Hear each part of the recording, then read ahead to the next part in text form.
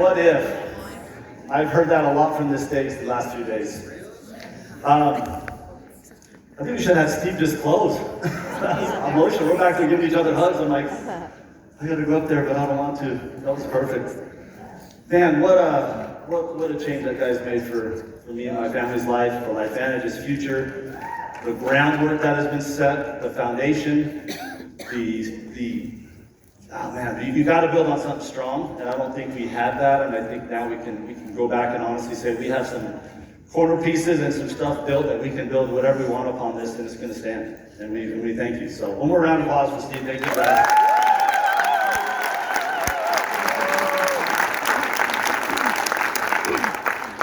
So what if? I'm going to get into this a little bit today. That's the title of my thoughts, my talk. I don't know exactly where this is going to go. I never do. We have to turn in stuff ahead of time to make sure we can check all the boxes. But after hearing all of you speak, some of this stuff's been covered really well. We'll skip through it a little bit, and there's some things that maybe haven't. We'll touch on a little more.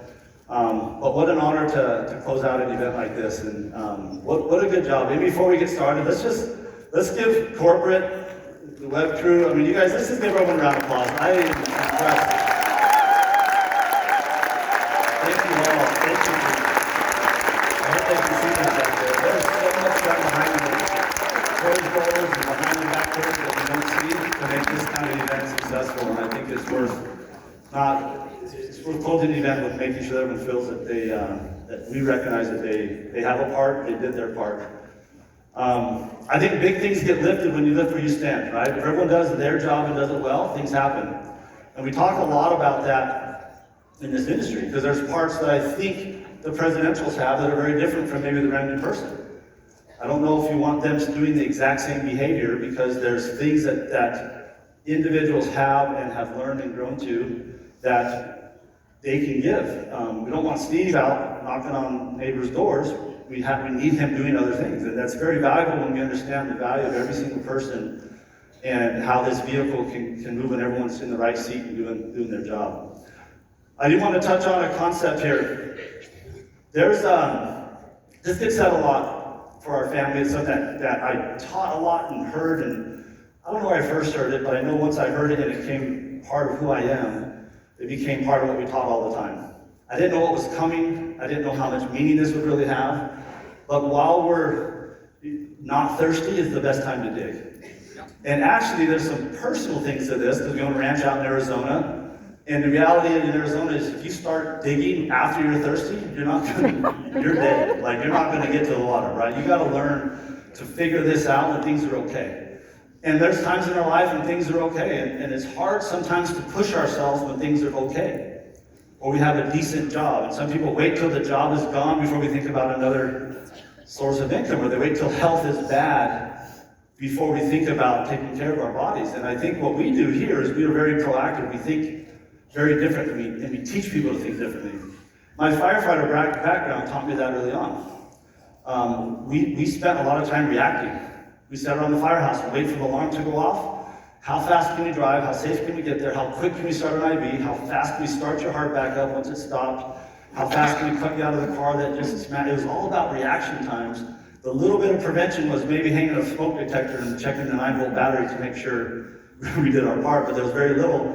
It was about being reactive, and I love the fact that my change in careers, if you would, went from being very good at reacting to doing the best we could at being proactive and thinking into the future now. And I think we have a lot of good things to think about with the CEO that's coming. We've heard a little bit there. We've been able to enjoy a lot of those things that in this context. One more little part to this that I don't think we've ever really talked about. Where you dig matters. This hit me the other day, and I needed to bring this up to this because sometimes we're in a system, or we try something over and over again. We spend a lot of time digging in a spot that we never hit water. Okay? We've had the oar analogy, we've had the rowing together, and I just want you to know that, and I think that you could ask at least everyone on the couches, I see the red seat, you can ask this group of people, are we digging in a good spot? Okay, my fire department career was a decent spot, but I dug and dug and dug, and I went to training and class and became best paramedic I could, cared about people, loved people, but I still only help a few people a day. And the check that showed up every month didn't represent what I felt we were worth for what we did. Okay? And so I came up with this little image. I think it's kind of fun to think about. Where we dig matters. This little image is maybe represents where we were, where we're digging now. Could be the system we used to dig in, the results we used to get out of that system versus maybe a different way of thinking about this. But I do think that when we dig in the right place, we can tap into something that flows when we need it. When I started this, you guys, my family was very young. This is the closest picture I could find to the ages of my kids when we found this. Okay, so you can imagine when I came to my wife after this and said, hey honey, I found something, but I'm gonna be gone for about a year, probably every day. You know, good luck, right? Good luck. We actually have a little family home meeting once a week. We all sit down together, and I presented to this group of people the love of my life, my reason for the reason I was going to work every day, the reason I was doing everything in life. And I sat down with them and I said, you guys, I found it. But the little bit of time you guys have every weekend, 3 or 4 hours, right? I'm gonna have to take that away for a little bit. To do this right, I'm gonna have to take that away. And my daughter, the oldest one, Celeste, she got to come here with me this time. Thank you, Cece. She said, are you asking me or are you telling? Are you asking us or are you telling us? That's kind of a phrase in our house. When Dad says something, is it a question or is it just we're doing it, right? It's a question. She's like, if you're asking if you can, the answer is no. Oh man, I broke my heart. I said, well, tell me about it. Tell me what you're thinking. She's like, Dad, it's only 3 hours a week. We barely see you already. We love when you're home. We barely see you. We know you're helping people. They've been to the fire station. They've seen what we've done. It was magical at times. But for me to come home and say, that little bit of time we can spend together, I'm going to take away to go give you that time back in the future. It's that delayed, we talked about all this already, but that delayed gratification. And I thought, man, you know what? I almost said no. I can be totally honest. I almost at that point, because of that comment, I said, you know what? This is good enough. What I'm doing is I'm helping people. I feel good about myself. I leave. Something I'm good at. We show up place. They don't call you when they're having a birthday party. They call you when their life is a mess. You solve problems all day long. Sometimes they're not big. Sometimes it's a stubbed toe and they think that's the end of the world and they call you to fix it. I've had a call at 2 in the morning because somebody's eyes are dry. No way. And I'm like, I have the medical bag. I got everything. And I walk in and she's like, do you have some eye drops? I'm like, the captain's clipboard flies across the room. He's like, what the heck? I'm like, you can go, I got this. I said, ma'am, do you know what we do, right? I do have eye drops here, but this is my, we're not coming back for this, right? Wow. So we've just learned to love on people and do our best to educate the public on what we're doing. But to go from this, when I found out about here, to hear about something different, and this is the ages, it was a different way of thinking. We did have a proactive mindset, right? If you're proactive, you focus on preparing. If you're reactive, you focus on repairing. And so I understood this, and one of the biggest things that got me was this proactive mindset, but it wasn't just the products, you guys, and we could actually run circles around the products, being a medic background, grabbing the studies and understanding the basics of them, right? Not at a level that some of you guys are, but at enough level that say, this is something different. But the proactive piece was being proactive for my family. The what if, you guys, and I told you guys some of this thing, but I actually have 4 cases. Well, there's 5, 3 I've talked about, 2 I've never have. I don't know if my wife, some things you just don't bring home because your wife probably won't let you go to work the next day. But the 3 I talked about, I got hit on the freeway I had a patient in my hand backing out of a car after a car accident, and a car came through the cones and hit the heel of my boot going about 65 miles an hour. Touched the heel of my boot on the way by. And I remember looking over and my engineer was like, my bad, I'll put some more. I'm like, you're bad. We're going to talk later, man. When this patient's on my hand, we got a serious conversation. That's close. A building collapsed on by our head. We had a gang issue and there was a knife stuck in someone. They called it in as a sick person. So just a couple of us show up. That's a smart way to keep the cops out of the way. We end up going in the door. I hear the door locked behind me and there's 4 guys that stand by the door and they're like, you better fix him. That's a little uncomfortable. After a couple of those, I came home and and somebody tapped me on the shoulder and said, hey, I have another way. And part of me was like, yeah, but I love this. Somebody has to do it. Might as well be the crazy guy that when people are running out of a building screaming, there's 10 of us running in, excited that we finally get to do what we've been trained to do, right? But it was different to be able to think that way. Now, there's one other piece of this that we caught on early on, that if you can understand this and it hits you right, at some point I think this needs to hit you before you'll have success. That most people will negotiate the price of success so long, and some of you guys are still negotiating, right? I know the times I've negotiated certain pieces of this, but when someone says, how did you get there so quick, or what did you do, or what did you guys do, or it was because whatever we were told, we had great mentors sitting on this front row, great mentors that here's what we've done, here's how to do it, here's what to do next. I can tell you, we negotiated very little. We didn't decide to do a different package and to do something a different way. We just, everything we were told, we ran into the burning building the best we could. We weren't great at it. I was a guy who, couldn't speak very well, taking over the whiteboard, apologizing to people, stuttering. People said, what did that guy just say? I don't know, but if he can do it, I bet I can do it, right? I think they purposely, for a while, just put us on stage just to go say something, because it's going to help. Get you guys up there and talk, it's going to help. But what happened is I stopped negotiating. We just started doing what we were taught. And I think that most people would be there already. You would have been there by now if you would have just paid that price. Sometimes it's a literal price, I'll say. Maybe the package you're doing, paying to get to the event. Some people are missing work to be here. We understand, right? We might show a little sympathy, we care, we understand, but we say you're in the right place. It's that behavior that will allow the success to come once you stop negotiating those things. Now, most people get on this stage and here's what they see. One of my favorite slides. I think this came from Donnie and Marcia. I think you guys shared this somewhere, and I loved it. I just grabbed hold of this and I thought, man, this is how I felt, is the reason I felt like it was us and them. Then us out here cannot compete with them up here. Because I didn't understand all the broken plates behind the scene. Right? I saw the polished person up here, and I thought, they are awesome. They can do this. They, right, have something. Looks, money, talent, education, something we, or us, out there didn't have. And I said, if I ever get up there, I'm going to make sure that I do my best to help them feel just as comfortable, right, knowing that the step to get up here, it's some steps, but you can do it, right? And we're just people. And I think being real and just being willing to just be ourselves, right? I really do think that good leaders can do that. They're close enough to relate, but they're just far enough ahead to inspire. But they're willing to relate, they're willing to share, they're willing to be vulnerable.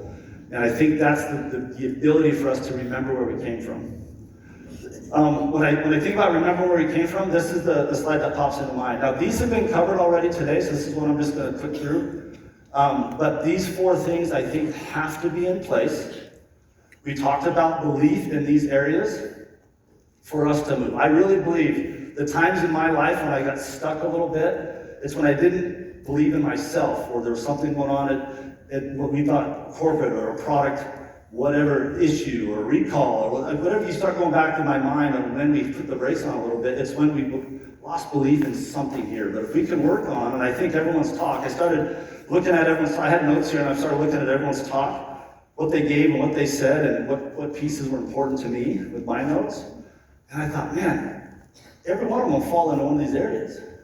Somebody shared about their belief in themselves, or they shared some of the products that helped them, or the company, the industry itself, right? Other times shares about the industry, and part of this opportunity is that well, people don't understand that's such a key thing to evaluate this company, is to understand the industry. Because if we believe in these 4 things, we'll move, okay? Now, someone talked about becoming. I think that belief leads to us building. If we don't believe in those 4 things, we don't even start building, okay? Once we start building, then we can finally become. And my goal, I woke up one day with a quote. A lot of these quotes came to me because I'm thinking of my firefighter buddies. How am I going to get them to move? And I'm like, man, they need to be able to build, right? Believe and then build and then become. And for them to think of it that simple, I needed to have systems in place to make them do that. Systems that help them to see that it's step by step. We don't ever step out and do the things we do on a fire scene without the baby steps in between. And so we talked about becoming. Some of you guys shared that in some of your messages, which I appreciate. But I don't think we start building until we believe, and I don't think we become until we build and build and build. And we do the work and we make the changes as we go. The way I teach this is in 3 phases, and again, time-wise today won't let us develop any of this, but I do want to be able to just to point it out that this has been shared in different ways.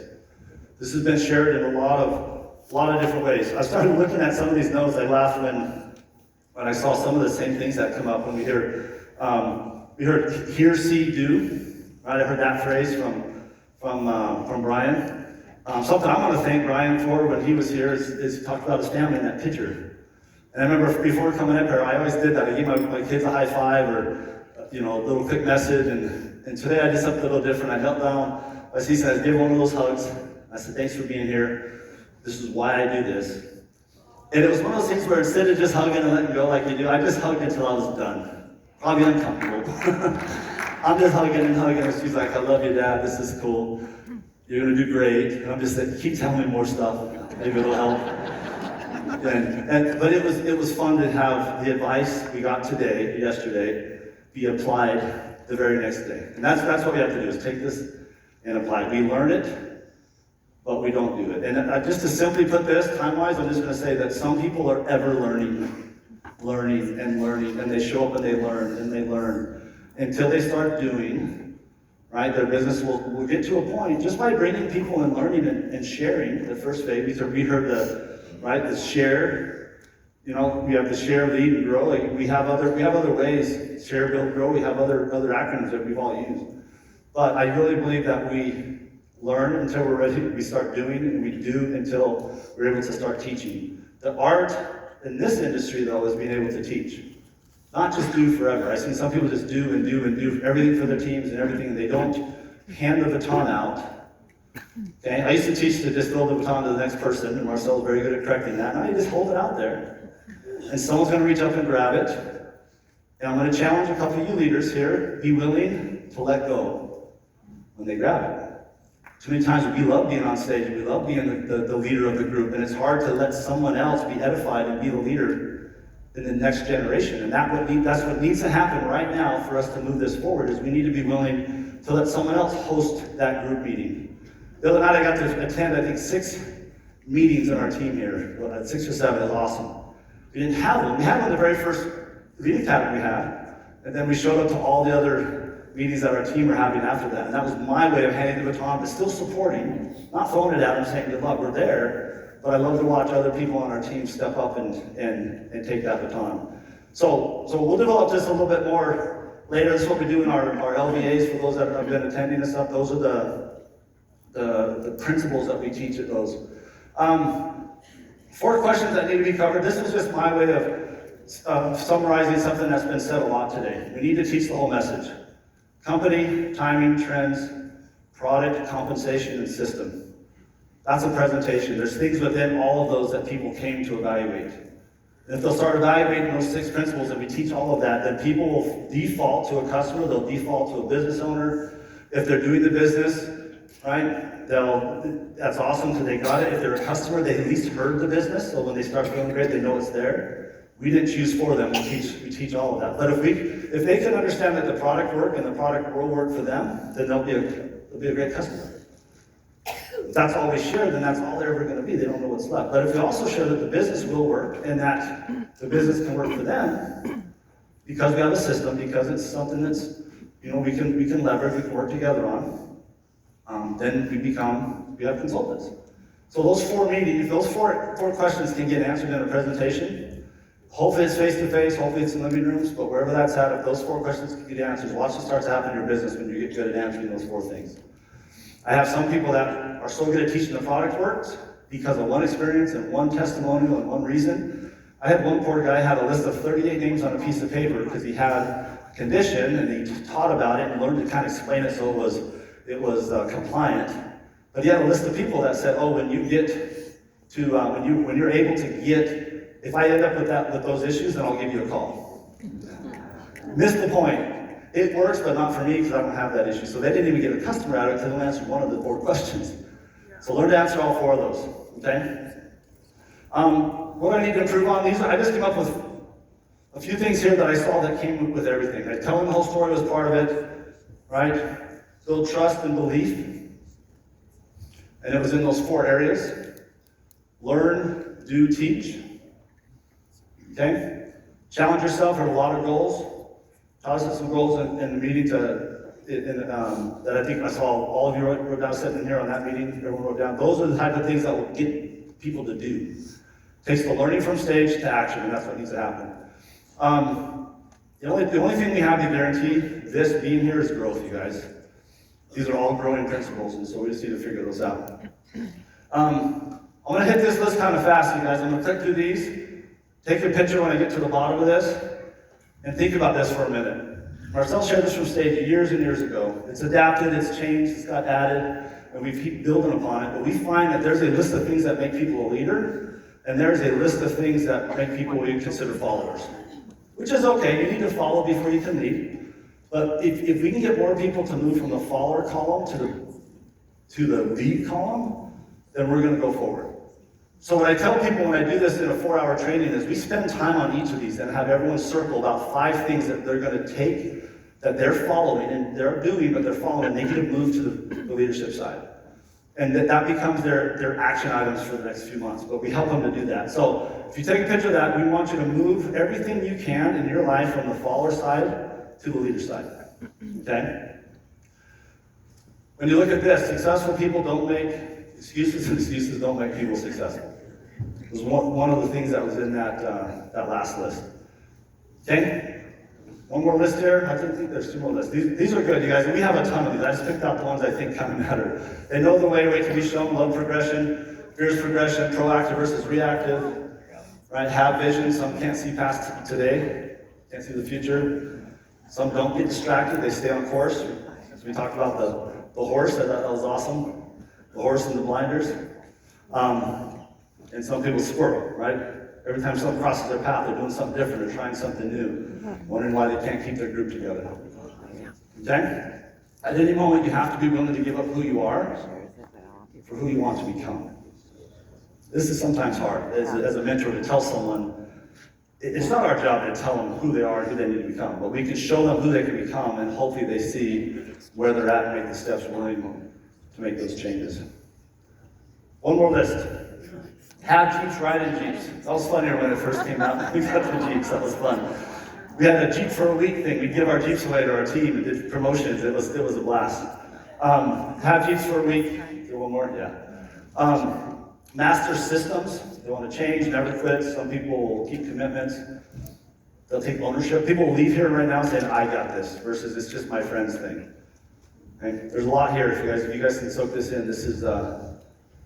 We shared this in Japan recently, and I got so many calls afterwards on these lists of people saying, hey, I moved 3 of them over, and we're just building leaders, okay? Very realistic ways in this company on how to build that. There's one thing that everyone here has in common. We're going to end on this. There's one thing that everyone here has in common is we all heard this for the first time.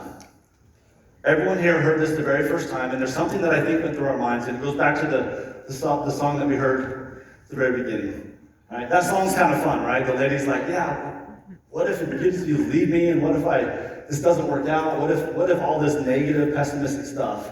And the poor guy's like, dang, but what if it works? What if I change your last name, right? That's what I tell Ray all the time. I'm glad the what if went the other way when we met, because I'm sure there was a lot of what ifs on the other side. And it worked. And I just think of his business. One day, Skip and I were golfing, and he's like, you heard that song? I'm like, dude, it's my favorite song. He's like, can you think of that in this industry? How many people sit there after a presentation and ask all those same questions? What if this doesn't work? What if it doesn't? So I literally took that to heart and kind of made a joke like, yeah, we have a lot of ideas, but we never follow them through. So this one I literally took, and I wrote lyrics, wrote a song. One of my little passions on the side is every time I want to do something special in my life, I write a little song or a note. I'm not great at it, but it's something I try to be. Well, this became a passion the last few weeks, you guys, and so I'm going to end this entire event with this song. It's What If turned into a LifeVantage breakthrough song, okay? wrote by yours truly. I have a version that I sung it, the help from all the cool AI phoning voices out there that can make you sound really cool, by the way. But I do want to end with you guys helping me out, you guys. This is an anthem-style song that I think could be played at the end of every presentation. Because if we remember where we came from, and we remember sitting in that Randy seat, there's going to be everyone sitting there for the first time.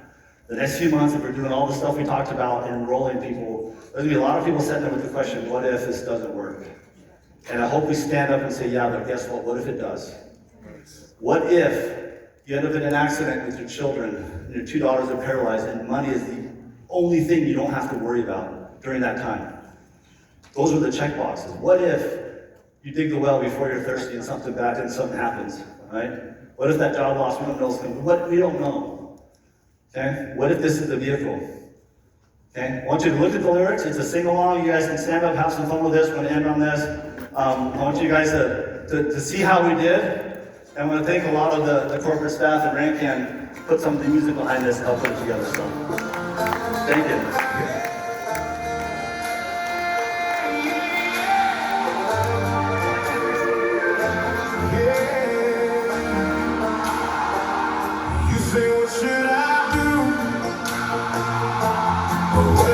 Trust you.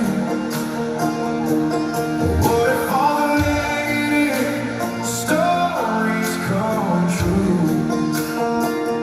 What if this goes south? What if I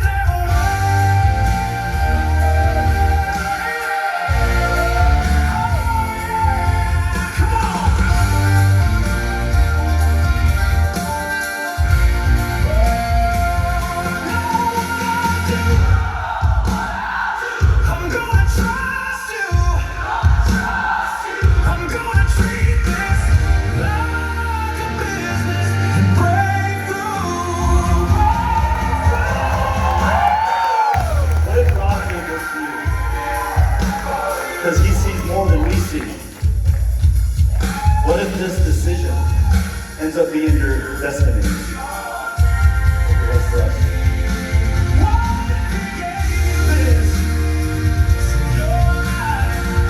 Never be the same. What if you let all on him? What if your faith wins and his hands lift you up and you knew life begins?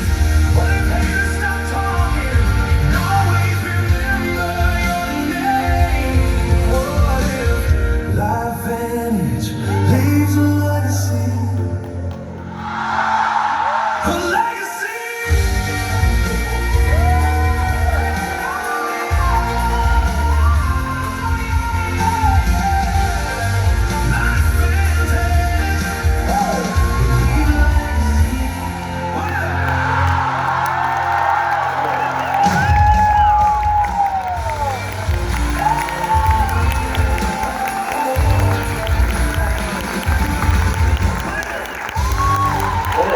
See you guys. Thank you. More round of applause for Blue Elam. What if, Life Vantage? What if?